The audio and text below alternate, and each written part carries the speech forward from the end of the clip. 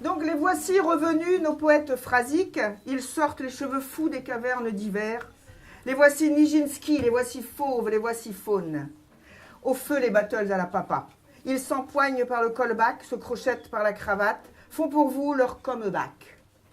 Ils enflamment la rue, font flamber les alcools, brandissent avant son heure le printemps, remisent l'hiver et ses chemises, laissent les tristesses ruminer au paddock, courent par les rues et font feu de tout bois, deviennent fous chantants. La guerre éclair est déclarée, la blitzkrieg de la parole, la guerre pacifique, amicale, foudroyée, cela qui fait rêver, gonfler les voiles des grands voiliers, parole contre parole, front contre front, cœur à cœur, aux grands mots, les grands remèdes, l'astuce et la poésie, les jeux et la rime. Alors, le premier exercice, je l'ai intitulé « Le poème de la discorde ». Donc, il se passe bien sûr en direct. Donc, ce que je leur propose, c'est la défense du briquet contre la défense de l'allumette, puisque nous sommes en plein printemps des poètes et que le thème de cette année, c'est l'ardeur, qu'ici, à Brest, nous allons transformer en tout feu, tout flamme. Donc voilà, briquet, allumette, bon. Donc, lequel d'entre vous veut défendre le briquet, lequel l'allumette? Briquet, allumette. Alors, lors des battles, il y a un moment où, bien sûr, on les regarde écrire. Donc, il ne se passe rien. Mais c'est bien. Alors, pendant ce temps-là, vous pouvez quand même peut-être avoir une idée d'un autre défi de ce genre. On pourra leur proposer. Je vais vous lire les deux premiers vers donc sur la défense et illustration du briquet. Alors, le briquet est lumière et défie les ténèbres. D'un seul pouce, on l'active et le voilà qui brille. Donc, vous vous souvenez, M. Léouette doit défendre les allumettes. Le briquet est lumière et défie les ténèbres. D'un seul pouce, on l'active et le voilà qui brille. L'allumette sublime en son destin funèbre, qui fut une lueur, n'est plus qu'une brindille. Oh. Alors, donc maintenant, c'est Lego contre Playmobil. Alors, qui est Lego, qui est Playmobil? Hervé, tu choisis maintenant? Oh,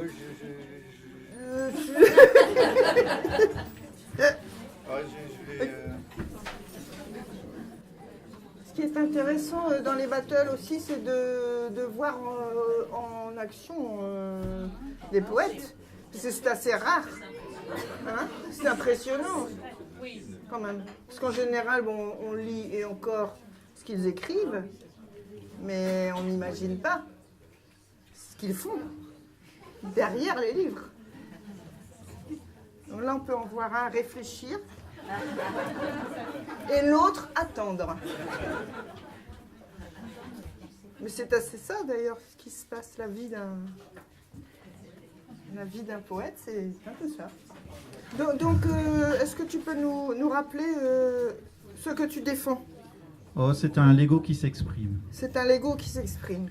Que dans l'enfer du jeu périsse un Playmobil pour qui m'a délaissé l'enfant que j'adorais.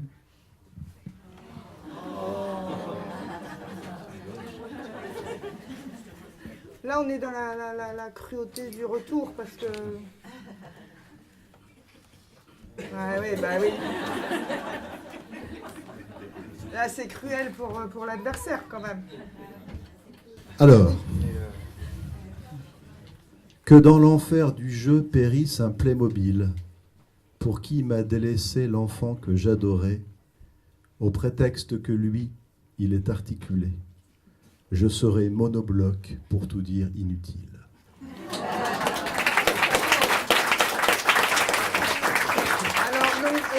On va faire le troisième défi qui nous a été proposé. Donc, la défense des collants contre les bancs.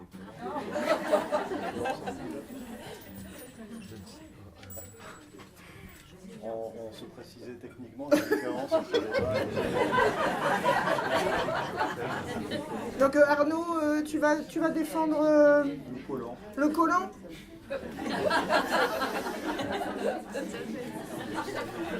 Alors, Quelle est la différence entre bas et collant? Le deuxième est saillant et nous va comme un gant. Quelle est la différence entre bas et collant? Le deuxième est saillant et nous va comme un gant. Admettons toutefois, s'il faut qu'un collant sied, qu'en enfilant son bas, l'esthète prend son pied.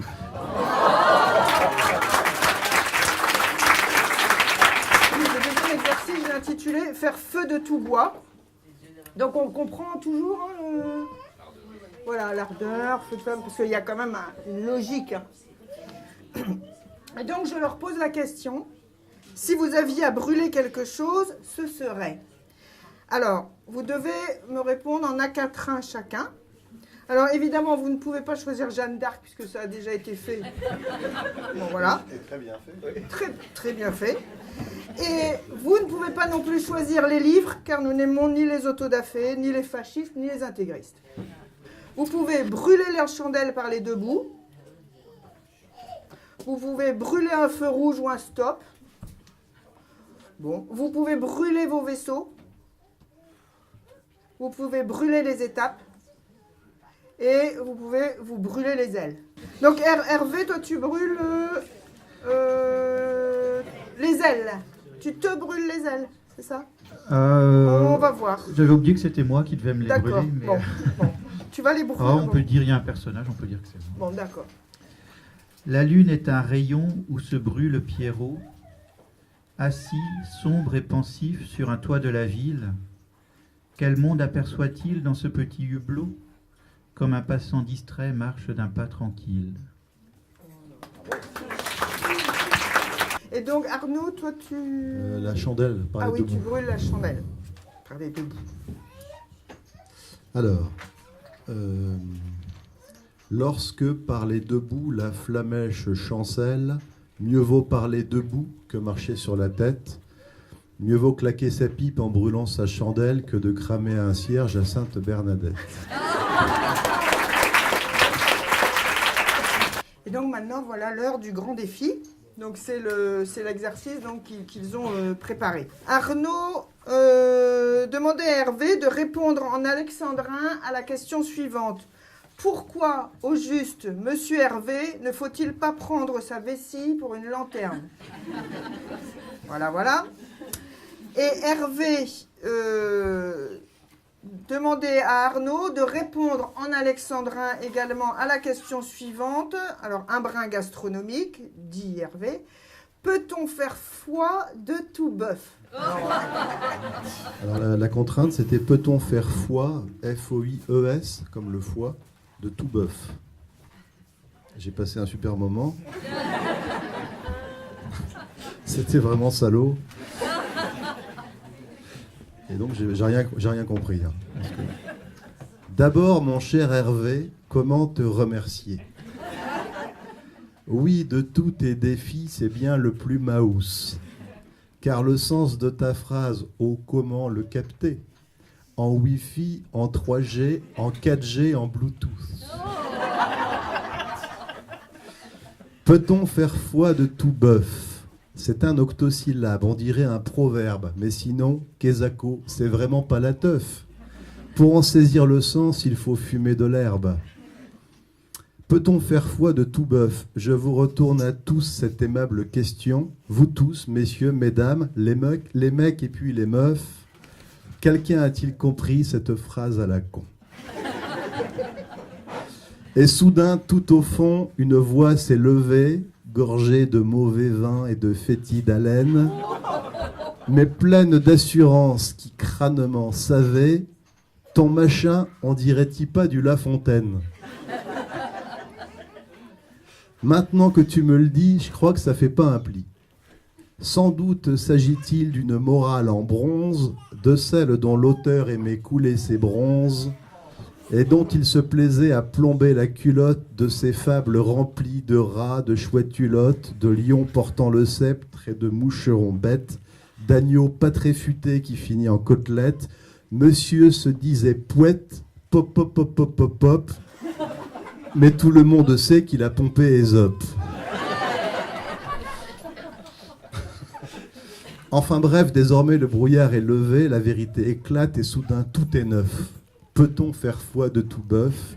Ces morales à papa, ces devises à mémé, ces sermons de curé ou maximes à tata, ces citations de Dieu ou de Barba papa, enfin bref, c'est signé, il n'y a plus qu'à dérouler, je m'en vais essayer. La grenouille ayant chanté sur un arbre perché, elle qui n'était pas grosse en tout comme un œuf, tenait en son bec un fromage. Et posait la question, ne peut-on sans dommage faire foi de tout bœuf?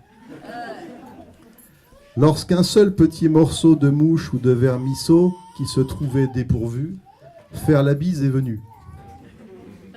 Que vous êtes joli, que vous me semblez beau, peut-on faire du bois avec cet escabeau? Tout bourgeois veut bâtir comme les grands seigneurs, tu veux pas échanger contre un morceau de bœuf, ton jambon beurre, ou ton fromage va te faire cuire un œuf.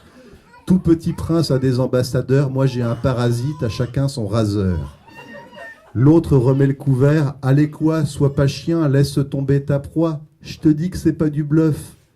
Peut-on faire foi de tout bœuf? L'autre ouvre un large bec et lui dit, je comprends pas. Tu peux la répéter, ta phrase alambiquée? La grenouille bave et l'autre se gave. La morale, la grenouille apprend que tout flatteur vit aux dépens de celui qui l'écoute. La grenouille s'en va vers la salle de shoot. Quand on ne comprend rien, on est tout stupéfait. Cette leçon vaut bien un petit coup d'opiacé. Est-ce assez, dites-moi, n'y suis-je point encore? Nenni, m'y voici donc, point du tout, donc c'est mort? La grenouille se shoot et soudain se dilate, sa petite personne se décuple et s'éclate et se retrouve entre deux keufs. Peut-on faire foi de tout bœuf? C'est pas fini.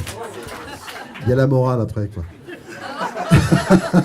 À cette question-là, je n'ai pas la réponse. J'aimerais pourtant bien décrocher le pompon, d'un bon mot réussir comme un maître stratège, mais comment le pourrais-je? Je n'y comprends que quick. Peanuts, nada, pernique. Moralité, demoiseaux et demoiselles, parfois on fait des étincelles, mais plus souvent on est médiocre. Au lieu de l'or, on a de l'ocre, plus un sou dans sa tirelire, plus de truffes à son épagnole. Quand on n'a rien à dire, vaut mieux fermer sa gueule.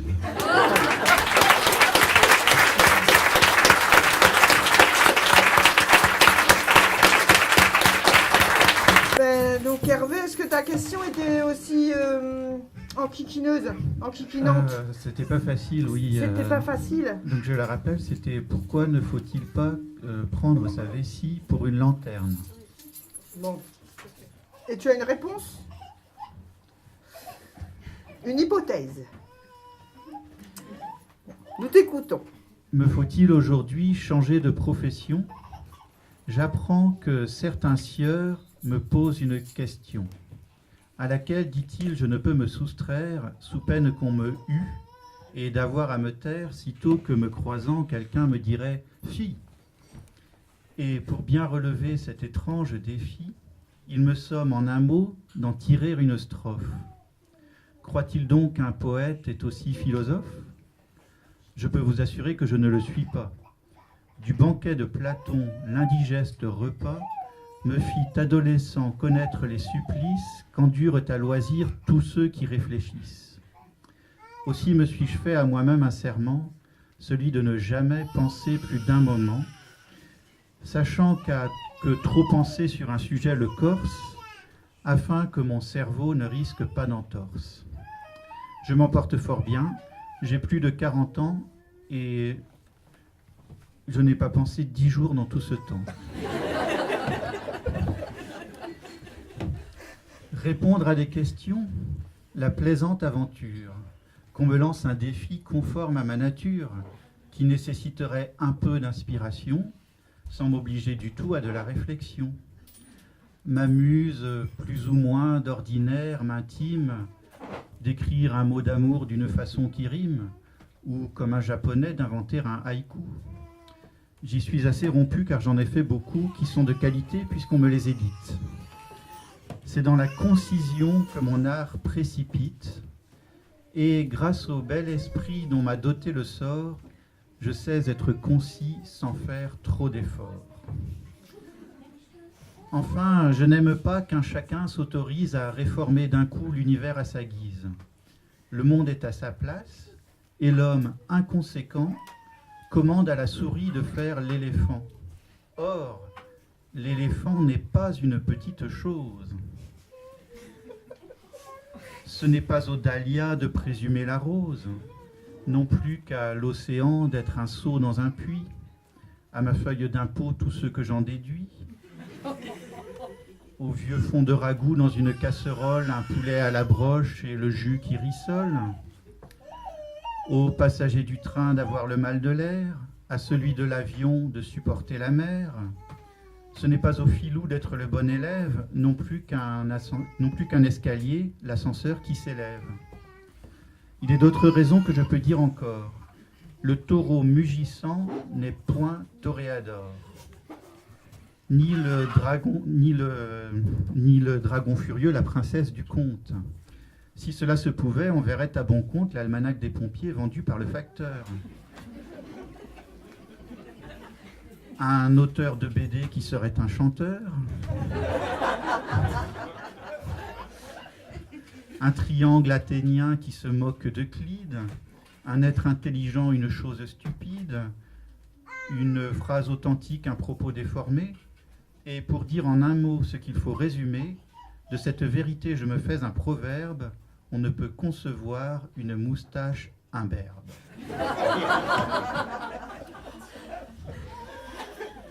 Hélas, comment sortir de la situation? Je ne sais pas répondre à cette autre question. On me reprochera, si bien que j'argumente, d'ignorer ce défi. Faut-il que je m'y tente? Relisons le sujet à voix haute. Pourquoi? Ah, rien que ce début voudrait qu'on se tinte. Quoi? Pourquoi ne faut-il pas qu'on prenne sa vessie? Est-ce que ce mot-là rime à philosophie? Pour une lanterne? Ah, mon désespoir est grand. Je sens par mon échine un frisson qui me prend. Est-ce un pressentiment qui m'a couru le buste?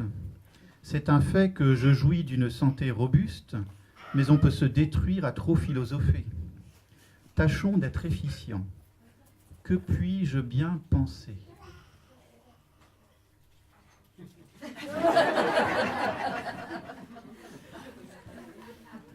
Mon esprit s'est perdu dans le fond d'une soute.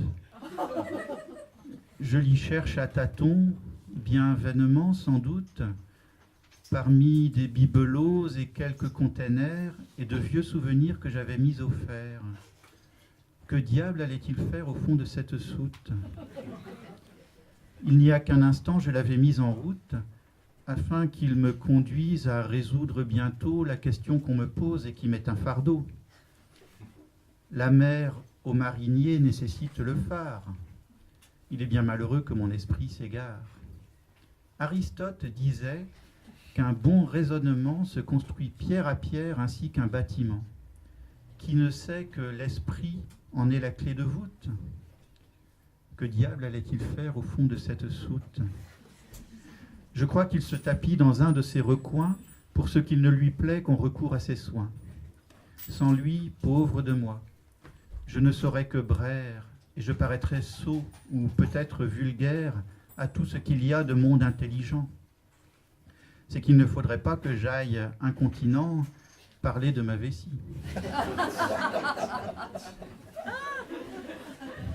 Ou fournir un prétexte parce que j'aurais fait un accroc dans mon texte à ce que l'on s'exclame « En voilà du toupet, il se moque de nous, son esprit n'est qu'un paix. » Tout être doué de sens en rougirait de honte. Son œuvre est à l'instar de ce sonnet d'Oronte qu'Alceste jugeait bon de mettre au cabinet, l'ouvrage conjugué d'un âne et d'un benêt. Je vois cela venir comme dans l'horoscope. Las, que ne suis-je aussi l'auteur du misanthrope? Ce que Molière écrit n'est que du dernier chic. Si j'avais son esprit, tout irait sans un hic. Mais que viendrait-il faire au fond de cette soute? Que ne m'apparaît-il en s'écriant « Écoute, depuis le paradis où j'ai de la hauteur, je vois que sur la terre il vous manque un sauveur. Aussi te fais-je don de mon art. Va, Messie. » Avez-vous entendu la contrepéterie?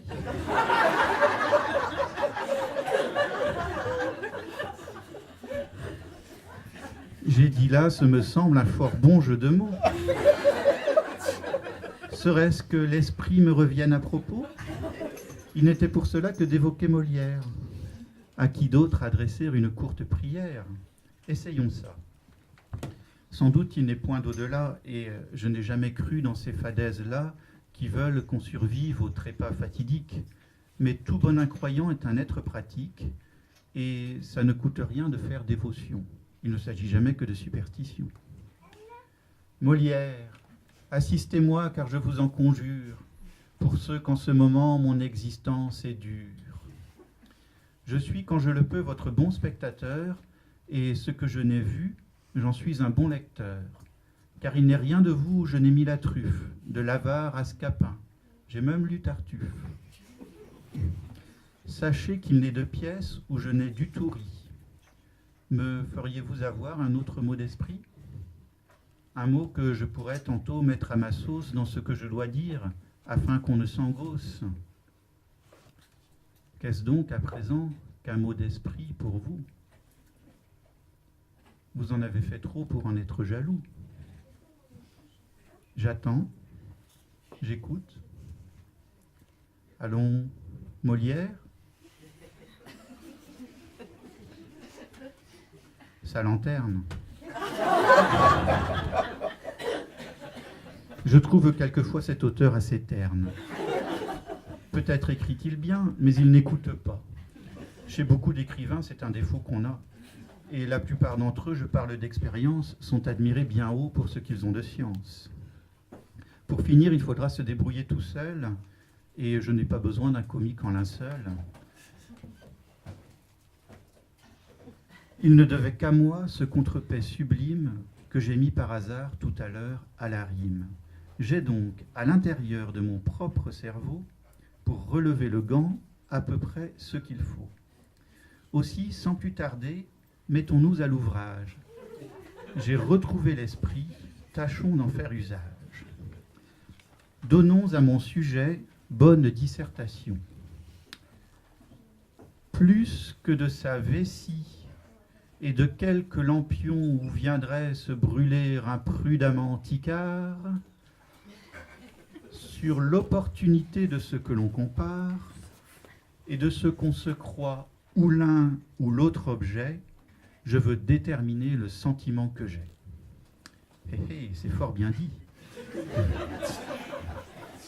Dans tout ce que j'énonce, on m'entend préparer une docte réponse. Poursuivons. Car c'est là l'indiscutable point qu'on ne peut négliger sans qu'il en soit besoin. Se prendre pour l'objet où notre cœur balance s'avère quelquefois plus dangereux qu'on pense. Je vois que je progresse en mon raisonnement. Allons. On peut arguer sans peine mêmement que tel individu qui tel objet possède souvent s'en débarrasse et se le rétrocède après qu'un autre objet l'ait d'abord confondu. Ce que je développe est à ce point ardu que si je m'écoutais discourir sur ce thème, je ne saurais du tout me comprendre moi-même.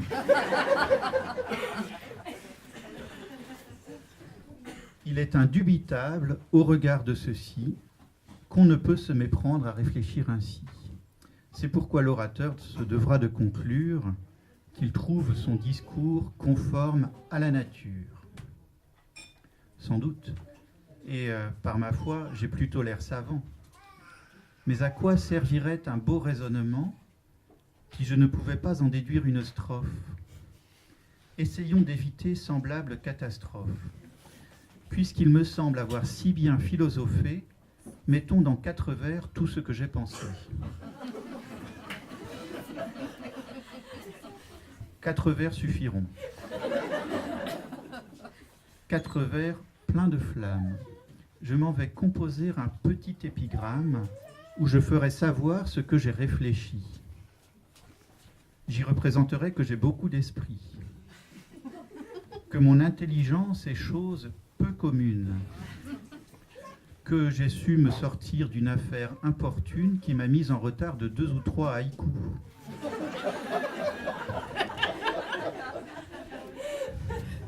Pour bien se faire entendre, il faut donner des coups, qu'on sache, en le lisant, que j'avais mieux à faire. Qu'un moins accommodant se fût mis en colère, mais qu'ayant le souci d'accomplir mon devoir, par un trait souverain, le plus beau qu'on pût voir, j'ai soldé le défi dont j'étais le comptable. Donnons à tout cela un petit air de fable, afin qu'on y surprenne une moralité. Le sens est le cousin de la fatalité. Tout lecteur un peu fat, sans vergogne, s'occupe de dénicher du sens et s'en faire la dupe. Aussi, ne craignons pas de suivre cet instinct qui nous mène à tourner chaque vers comme il vient. Le poète est un saint qui ment comme il respire. Et voyons maintenant ce que cela m'inspire.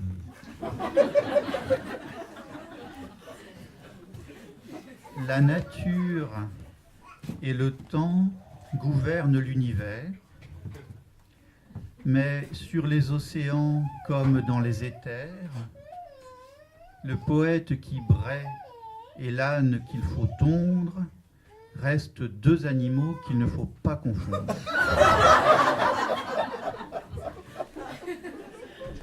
Gageons que si ces vers ne sont intelligents, ils en ont l'apparence et qu'ils plairont aux gens.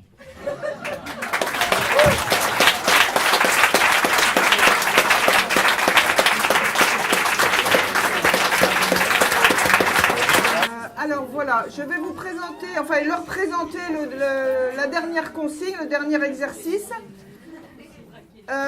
Donc que j'ai intitulé « Éclairer nos lanternes ». Donc le but de l'exercice d'écriture, c'est de nous expliquer clairement des proverbes obscurs. Puisque certains nous disent que les poètes sont voyants, et bien qu'ils nous aident à voir en direct.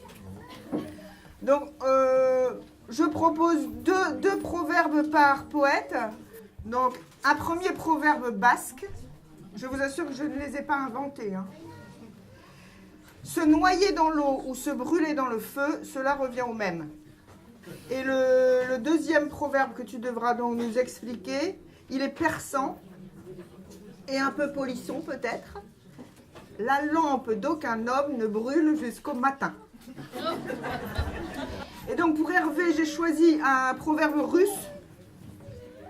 Le maréchal forge des pinces pour ne pas se brûler. Et puisqu'il manie si bien la langue de Molière, un proverbe français, un débrouillard ne se brûle jamais les doigts. Vous devez nous les expliquer à votre manière en fait. Alors, beaucoup de moralités de Jean de La Fontaine sont devenues proverbiales. Un débrouillard ne se brûle jamais les doigts. Et la dernière morale de la dernière fable de Jean de La Fontaine qu'il composa juste, mais alors juste avant sa mort. Il est à noter qu'on avait déjà prévenu La Fontaine qu'il était dangereux d'écrire la morale au début de la fable pour ménager l'attention du lecteur, mais personne n'avait songé à ceci. Un débrouillard ne se brûle jamais les doigts, et cette fable en fera foi. Un jour, le lièvre aborda la tortue. On a déjà vu que cela se peut. Ah, composer, vraiment, cela me tue. Je vois qu'arrive un prêtre. Adieu.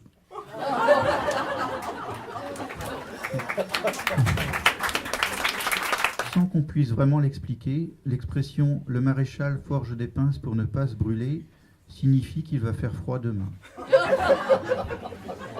Alors moi j'avais un proverbe basque, se noyer dans l'eau, se brûler dans le feu, cela revient au même. Et un proverbe persan, la lampe d'aucun homme ne brûle jusqu'au matin. Et donc j'ai fait un mix des deux. Il est pour les rapprochements des peuples. Voilà, l'axe persan basque. Ouais. Imaginons ce soir que je sois berger basque et que je me morfonde à Saint-Jean-Pied-de-Port. En hiver, c'est la louse et le bourg est tout mort. Le moral s'affaiblit et il devient tout flasque. Alors pour s'occuper, il reste les proverbes. Ça ne coûte pas cher et ça fait son effet. J'en produirai sans cesse comme on fait son métier. C'est tout simple, un sujet, un complément, un verbe. Et quant à la morale, elle est aléatoire. La lampe d'aucun homme ne brûle jusqu'au jour. Mieux le pépin d'un homme que le noyau de poire. Mieux le bœuf au moulin que le foie dans le four. Se noyer dans l'eau ou se brûler dans le feu vaut mieux qu'un tu l'auras et à la queue leu. Mieux se brûler dans l'eau que noyer dans la crème, la lampe d'aucun homme, car ça revient au même.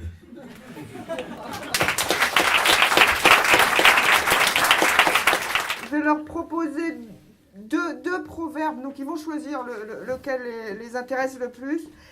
Et par contre, ils vont donc devoir chacun l'expliquer à sa manière. Et donc ça va être le même, ils vont devoir choisir le même proverbe. Donc, un proverbe turc. Un homme, fût-il droit comme une bougie brûlante, ne saurait sauver sa tête des oiseaux du malheur. Voilà. Et un proverbe cambodgien. Est-ce qu'on voyage? On voyage beaucoup. En se mettant à 10 pour cuire l'iguane, on le brûle. En s'y mettant comme des fourmis, il reste cru. Ça a l'air... Vous choisiriez lequel?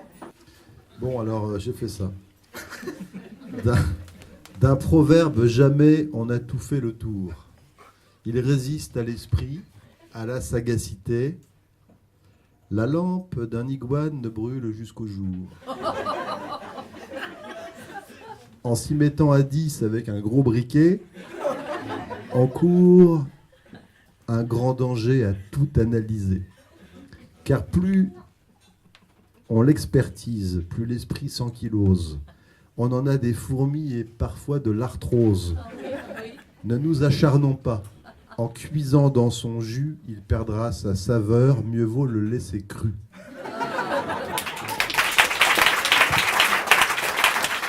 L'iguane reste crue quand on est une foule, dit-on dans le Cambodge ou tel autre pays. Mais il faut près d'ici que 1000 vagues roulent et 1000 autres encore pour un galet poli.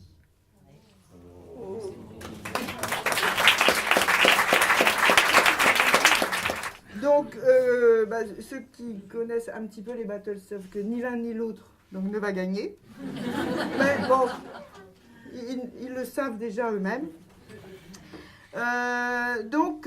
J'ai choisi comme gagnante la poétesse Fadwa Souleymane, qui était une réfugiée politique syrienne en France depuis 2012 et qui est décédée d'un cancer en août 2017 à 45 ans. Alors, opposante au régime de Bachar al-Assad, les journaux l'ont toujours désignée comme une passionnariat, une icône. Avant tout, Fadwa était une femme combattante, pacifiste, comédienne et poète. Nous sommes plusieurs à l'avoir rencontrée en 2016. Et donc, je vais vous proposer une traduction d'un de ses poèmes. Donc, je ne suis qu'une étincelle qui se consume dans l'obscurité, en regardant la face du néant. Une étincelle, allumée en des temps anciens qui me traversera, et cendre me laissera. Qui a allumé cette étincelle? Qui a-t-elle traversé avant moi? Qui allumera-t-elle après moi? Quand et où?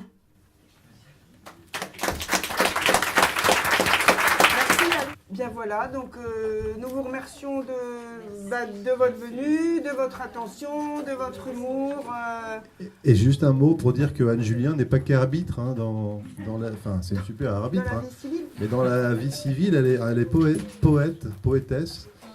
Et on vous invite à lire ces livres qui valent largement plus que le détour. Merci. Merci.